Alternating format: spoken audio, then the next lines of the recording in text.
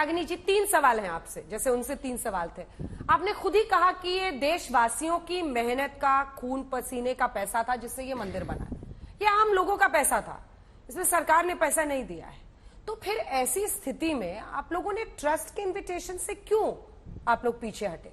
जिस पर हम लोगों ने भी बात की श्री रविशंकर से, वो कह रहे हैं कि खुद रामेश्वरम में तो भगवान राम जब जीत कर आए तो उन्होंने अपने हाथों से शिवलिंग बनाया था, जो आज इतना भव्य मंदिर है रामेश्वरम में भगवान शिव का। तो मंदिर जरूरी नहीं है, अगर वहां पर प्राण प्रतिष्ठा किसी मूर्ति की कहीं भी की जा सकती है।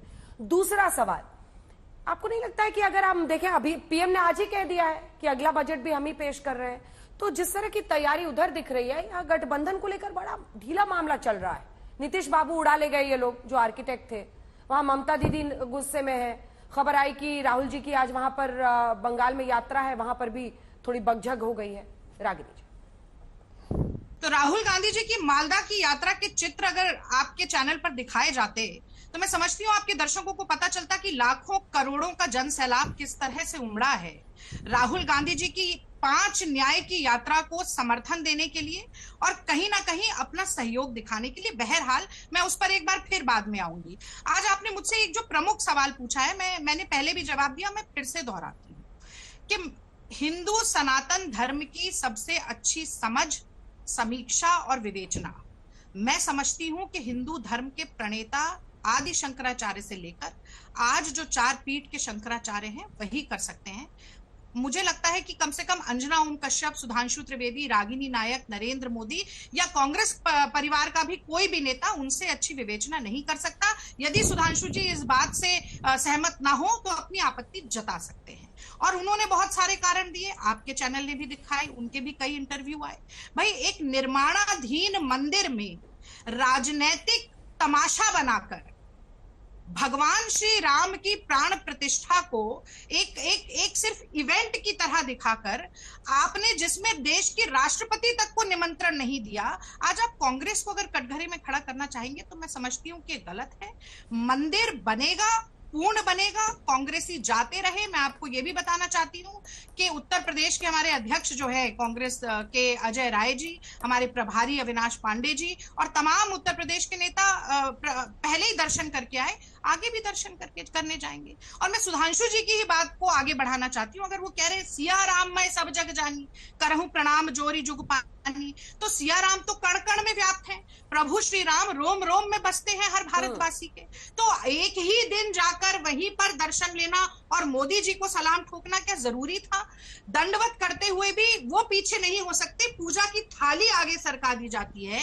भारतीय जनता पार्टी के नेता अगर प्रभु श्री राम या रामलला की एक प्रतिमा लगाते हैं या एक फोटो लगाते हैं तो साथ में मोदी जी की भी लगा रहे हैं। बड़ा वीडियो वायरल हो रहा है, पहले श्री राम को जय करते हैं, फिर मोदी जी को जय करते हैं। मोदी जी का आकार बड़ा है, रामलला छोटे से है, मोदी जी ले जा रहे हैं। अरे जो सर्व विद्यमान है, जो हर जगह व्याप्त है, जो ओमनिशिएंट है, ओमनीपोटेंट है, ओमनी प्रेजेंट है, उस प्रभु श्री राम को आप कहां से ले आए? और आप लेकर ले जाने वाले आप कौन होते हैं? तो ये धर्म के ठेकेदार मत बनिए। महात्मा गांधी के भजन याद करने से ज्यादा है महात्मा गांधी के जो मूल्य है उनको आत्मसात करिए कि धर्म व्यक्ति की निजी आस्था का मामला है। और रामचरितमानस में जो राम राज्य की परिभाषा है उसको अपने राज्य में उतारने की कोशिश करिए कि दैविक दैहिक भौतिक तापा, राम राज नहीं काहू ही व्यापा। मणिपुर जल रहा है, मणिपुर से चित्कार आ रही है, व्यथा वेदना लोगों की।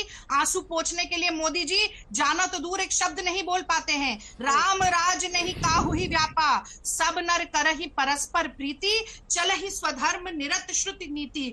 तो नीति, न्याय और नियत कैसे होगा जब लोकतंत्र के मंदिर पर आप ताला लगा देंगे? पिछले शीतकालीन सत्र में 146 सांसदों को आपने बर्खास्त किया और 3 दिन में 14 बिल पास कर दिए। आज मोदी जी कह रहे हैं कि कुछ लोग तो आदतन हुड़दंगी होते हैं। तो मैं मोदी जी से कहना चाहूंगी अंजना जी कि दूसरों पर जब तबसरा कीजिए, सामने आईना रख लिया कीजिए। तो ऐसा है कि इस 17वीं लोकसभा में 64 बिल लोकसभा में ऐसे पास हुए हैं जिनमें 1 घंटे भी चर्चा नहीं हुई। 61 बिल राज्यसभा में ऐसे पास हुए हैं जिनमें 1 घंटे भी चर्चा नहीं। इस पर मैं जवाब लूंगी उनसे। एक बात और बोल दूं, पहली लोकसभा का सत्र ऐसा है 5 साल पूरे होने के बाद भी डेप्यूटी स्पीकर जो एक संवैधानिक पद है उस पर आप एक नियुक्ति नहीं कर पाए क्योंकि वो विपक्ष के नेता को मिलती है। तो लोकतंत्र का जनतंत्र का गला दबा के जनता जनार्दन के साथ साथ राहुल गांधी के काफी लोग आपको लगता है कि राम नाम जपने से आपकी नैया बैतरनी से पार हो जाएगी, तो ऐसा होने वाला नहीं है सुधांशु। ठीक है, हमने शॉर्ट सिखाया, लेकिन आप एक नाम लेने से बच गई रागिनी जी। कौन सा वो नाम था जिसका मैंने सवाल में जिक्र किया था, लेकिन आपने एकदम साइड लेन में अपनी गाड़ी चढ़ा ली, आप उस नाम पे आई नहीं। आप पूछे, हो सकता है मेरे दिमाग से निकल गया। कौन सा नाम? वही जिन्हें ये लोग ले उड़े बिहार से।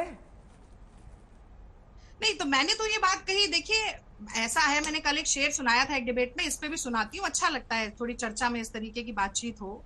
तो पहले तो मैं कहती हूँ कि एतबार और नीतीश कुमार दोनों परस्पर विरोधी शब्द हैं, अब ले उड़े। मगर सबसे महत्वपूर्ण चीज ये है कि अगर मोदी जी डरे हुए नहीं हैं तो कहीं शिवसेना में तोड़फोड़, कहीं एनसीपी में तोड़फोड़, कहीं हमारे गठबंधन में भी आज साम दाम दंड भेद से तोड़फोड़ करने की कोशिश की जा रही है। नीतीश बाबू को किसने तोड़ा? कि जब सुनिए ना, नीतीश बाबू को किसने तोड़ा? मैं मानती हूँ कि आप स्टूडेंट पॉलिटिक्स से, एक सेकंड, स्टूडेंट पॉलिटिक्स से आप सक्रिय रहे हैं राजनीति में, नीतीश बाबू को, आपको पॉलिटिक्स की समझ होगी। नीतीश बाबू को किसने तोड़ा? वो खुद गए हैं। जब आप लोग बीच में गले लगा रहे थे, कुर्सी दिख रही थी, तब आपको पता नहीं था कि वो क्या कर सकते हैं। अंजना जी, आप इतनी बड़ी, मतलब मुझे लगता है कि आप सबसे लोकप्रिय और सबसे प्रबुद्ध एंकर्स में से एक हैं, और ये आज तक का जो आपका शो है वो सबसे ज्यादा देखा जाने वाला शो है। आपकी तारीफ इसलिए कर रही हूं कि आप रीड बिटवीन द लाइन जरूर कर सकती हैं। एक ही दिन में हेमंत सोरेन पर ईडी का समन आ रहा है, लालू प्रसाद यादव पर ईडी का समन आ रहा है, केजरीवाल के ऊपर 4 ईडी के समन आ चुके हैं। ये 10वां समन है और केजरीवाल का साथ, केजरीवाल के खिलाफ बोलते हैं 4-5 समन। सुनिए ना, 4-5 समन। जब 3 प्रमुख विपक्षी नेताओं के ऊपर ऐसा दबाव प्रत्यक्ष दिख रहा है तो पीछे से कौन सा खेला हो रहा है? नीतीश बाबू की भी कुछ मजबूरियां रही होंगी, क्या मजबूरियां रही वो चारा घोटाले वाला समन कौन भेजता था? लालू प्रसाद यादव जी को डिस्प्रोपोर्शनेट एसेट्स केस में और चारा घोटाले में कौन समन भेजता था? मैं तो एक बात ये कह रही हूँ कि एक नेता लालू प्रसाद यादव ऐसा है जिसने जेल जाना मंजूर किया, पर मोदी जी की दाग साफ करने वाली लॉन्ड्री के आगे अपने घुटने नहीं टेके। और दूसरा नेता देश में अगर जा जाकर जनता की नब्ज पर हाथ रख रहा है, दूसरों की व्यथा में उनके आंसू पोंछ रहा है, अपने घर में एयर कंडीशन कमरे में बैठकर मन की बात नहीं कह रहा, जनता के दर पर जाकर मन की बात सुन रहा है, तो वो राहुल गांधी है। इसीलिए खेमे में भगदड़ मची है, मोदी जी डरे हुए हैं। तानाशाह जब डरता है तो ज्यादा आक्रामक होता है। नीतीश जी का शेर जरूर सुन लीजिए। नीतीश बाबू के ऊपर एक शेर मैंने कहा था, वो आपको मैं सुना देती हूँ, फिर आप सुधांशु जी के पास चले जाइएगा। कि तेरे वादे पे जिए हम, तेरे वादे पे जिए हम, तो ये जान झूठ जाना कि खुशी से मर न जाते अगर एतबार होता। तो नीतीश बाबू जहां भी जाते हैं उनके गठबंधन के साथी उन्हें टेढ़ी नजर से ही देखते हैं, और बेपैंदी का लोटा बार बार लुढ़क कर सबसे ज्यादा नुकसान अगर किसी का करता है तो खुद का करता है।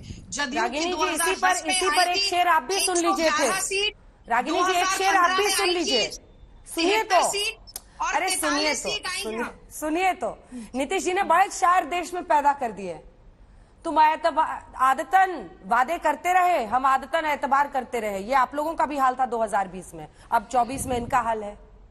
बड़ा बुरा किया, तेरे वादे पर एतबार किया, ताउम्र कयामत की रात का इंतजार किया। आप लोग को पता था ये होने वाला है। अरे कहा, खड़गे साहब ने कहा, खड़गे साहब ने खुद कहा, उनको पता था कि ये होने वाला है। फिर भी आप मैं भी कह रही हूँ, तेरे वादे पे जिए हम, तो ये जान झूठ जाना कि खुशी से मर न जाते अगर एतबार होता। उन पे कोई एतबार नहीं करता। पर मुख्य बात यह है कि जदयू को उन्होंने समाप्त कर दिया। 2010 में 11 सीट आई, 2015 में 71 सीट आई, और पिछले चुनाव में 43 सीट आई। अब 4-5 देखिए इनकी बात का, देखिए इनकी बात का मैं उत्तर दूंगा क्रमवार, मगर अब इतनी शेर हो गया तो एक शेर मैं भी सुना देता हूं अंजना जी। जो कांग्रेस और इंडी गठबंधन के लिए, जो मैंने पहले भी बोला था कि अब जो चेहरे से ही जाहिर है छुपाएं कैसे, तेरी मर्जी के मुताबिक नजर आए कैसे, घर सजाने का तसव्वुर हुआ बात की बात, अब तो मुश्किल है कि इस घर की हकीकत को छुपाएं कैसे। अब वो हकीकत मैं आपको बताना चाहता हूं। सबसे पहले इन्होंने कहा कि राम राज्य में क्या होता था, सब नर करहीं परस्पर प्रीति, चलहीं स्वधर्म निरत शुत नीति। यही तो हम कहते हैं, स्वधर्म में चलो, अपने अपने धर्म में, नो कन्वर्जन। एंटी कन्वर्जन ला हम इसलिए लाते हैं, अपने अपने धर्म का पालन करो, धर्मांतरण में विश्वास मत करो। अब आइए, शंकराचार्य, कितनी बड़ी हकीकत है। त्रिकाल संध्या करते हुए कांची के शंकराचार्य को गिरफ्तार करने वाले, उनको जेल के अंदर रखने वाले, 6 जून 1966 को गोरक्षक संतों पे गोलियां चलवाने वाले, 1989 के प्रयाग के महाकुंभ में जब 4 में से 3 शंकराचार्यों ने राम जन्मभूमि का समर्थन किया था, राम भक्तकार सेवकों पे गोली चलवाने वाले, अब आकर अगर ये कहते हैं कि उनको शंकराचार्य और हिंदू धर्म के प्रति बहुत निष्ठा है, तो मैं याद दिलाना चाहता हूं, अभी रांगड़ी जी ने अच्छी बात कही थी कि रक्त बहाया था, लोगों ने खून पसीना बहाया था, मगर वो रक्त पिछले 50-60 साल में नहीं, 500 साल में बहा था, जिसके लिए हम लोग ये कहते थे कि रोम रोम में रमा है राम का पवित्र नाम, राम का ललाम धाम कैसे भूल जाएंगे, और जन्मभूमि को अनेक बार दे चुके हैं रक्त, वक्त जो पड़ा तो रक्त और भी चढ़ाएंगे। वह चढ़ाने के बाद यह दिन आया। और आज के समय की बात करता हूं, यदि हम ये यथार्थ की बात करें कि जब श्री राम लला विराजमान प्राण प्रतिष्ठित हुए हैं मोदी जी की सरकार के अंतिम कार्यकाल में, तो यह ऐसे ही हो गया है। आज आपको पता है कि हम सोलर एनर्जी में दुनिया की 5वीं बड़ी देश बन गए, सोलर एनर्जी के कंजम्पशन। आपको पता, हम 4थे बड़े स्टॉक एक्सचेंज बन गए। हम ग्रीन एनर्जी की इंस्टॉल्ड कैपेसिटी में दुनिया के 4थे बड़े देश बन गए, और 5वीं बड़ी अर्थव्यवस्था तो काफी दिन की बात हो गई। 600 बिलियन का फॉरेन एक्सचेंज रिजर्व हो गया है, 4 करोड़ लोगों को आवास मिल गया है, 11 करोड़ लोगों को शौचालय मिल गया है, 40 करोड़ लोगों को मुद्रा योजना में लोन मिला, जिसमें 68% महिलाएं हैं। और इसके बाद वो सारी बातें होते हुए भारत आत्मरक्षा में भी अब इतना सुदृढ़ हो गया है कि अब हमारे पास राम बाण है, अब कोई आएगा और मार के चला जाएगा ही नहीं। अब भारत वो है जो कोई आंख दिखाएगा तो भारत घुस कर मारकर आएगा, वह भी हमने करके दिखाया। इसलिए अब जो एक परिवर्तन आया है, ये एक बड़ा परिवर्तन। और एक बिंदु और कह दूं आपको, आपने कहा कि राहुल गांधी जी की यात्रा चल रही है और मालदा में कोई भीड़ देखे। बिल्कुल, आपने बहुत अच्छा कहा। असम में सबसे ज्यादा भीड़ कहां पे थी? धुबरी, बरपेटा, करीमगंज। रूट भी देख लीजिए कहां से लगा था। बंगाल में उदाहरण किसका? मालदा का। नहीं, मल्लापुरम में इससे ज्यादा भीड़ होगी, वायनाड में इससे ज्यादा भीड़ होगी। देश की प्रबुद्ध जनता उन जगहों की डेमोग्राफी समझती है।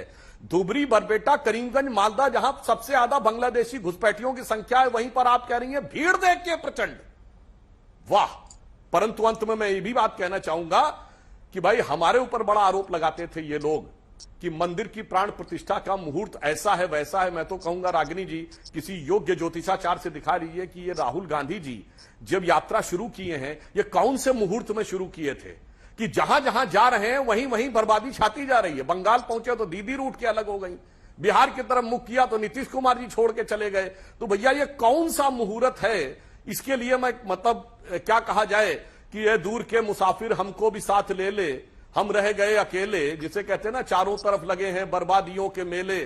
तो मुझे लगता है कम से कम अच्छे ढंग से किसी मुहूर्त विचार कर लीजिए कि ये यात्रा किस ढंग से, किसी दग्ध मुहूर्त में शुरू हुई है, कि भद्रा लगा हुआ था, कि मार्केस की दशा लगी हुई थी जिसमें आपने शुरू किया, कि इंडी गठबंधन आपके रास्ते में छिन्न भिन्न होता चला जा रहा है। मगर उसमें भी आपकी गलती नहीं है। आप लोग तो 60 साल से उसी राह में चल रहे हैं, जिस राह की कोई मंजिल ही नहीं है, उसी राह पर चलते जा रहे हैं। मगर साहब, इनकी जानते हैं अंजना जी क्या स्थिति है? एक लाइन बोल दूं। इनकी स्थिति जानते क्या है? जैसे कुछ लोग, हम लोगों ने बचपन में चुटकुला सुना था कि कुछ अफीमची लोग थे, वो ताजमहल के पास बैठे थे, उन्होंने कहा तो बड़ी सुंदर इमारत, हम इसे अपने घर ले चलें। कैसे ले चलेंगे? धकेल के ले चलें। धकेलना शुरू किया, थोड़ी देर बाद उनको पसीना आ गया तो उन्होंने कपड़े उतार के रख दिए, और थोड़ी देर बाद कुछ चोर लोग कपड़े उठा के चले गए। अब उनको ये लगा कि पीछे मुड़ के देखा, कहा अरे कपड़े तो दिख नहीं रहे, इसका मतलब हम बड़ी दूर तक धकेल लाए हैं, ये वैसी यात्रा कर रहे हैं। इन्हें लगता है कि किसी चीज को ये धकेल देंगे, भारत के स्वाभिमान को, भारत के आत्मसम्मान को। और हकीकत में इनके यहां सब लोग भ्रष्टाचार और कर चोरी और इत्यादि चीजों में लिप्त हैं। मगर ये उस गलतफहमी में है, तो मुझे लगता है कि जब तक ये गलतफहमी से बाहर निकलेंगे, तब तक तो मेरे विचार से अब काफी देर हो चुकी होगी। कारवां गुजर गया, गुबार देखते रहे।